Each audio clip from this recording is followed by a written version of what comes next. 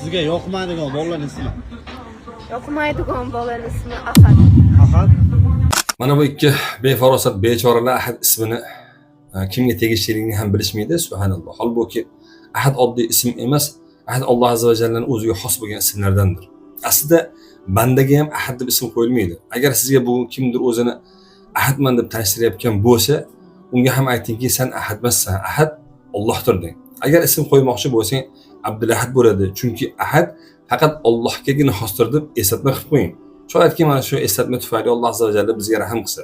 Bu borada Imom Ashari aytadiki, Allohdan boshqa hech narsa ahadiyat bilan sifatlanmaydi deb aytadi. Va yana Ibn Kasir rahmatullohi alayh Qul huvallohu ahad oyatini sharhlar ekan, ahad lafzi isbot ma'nosida Allohdan boshqaga qo'llanilmaydi deydi. Chunki mutlaq kamol faqat Allohgagina xosdir deydi. Endi mana shu bechoralarga o'xshab ko'pchiligimiz bugungi kunda Alloh azza va jallaning ismlarini bilmaymiz. Yuzlab do'stlarimizni, tanishlarimizni, qarindoshlarimizni ismini bilamiz yodda. Ammo Robbimizning go'zal ismlarini bilmaymiz.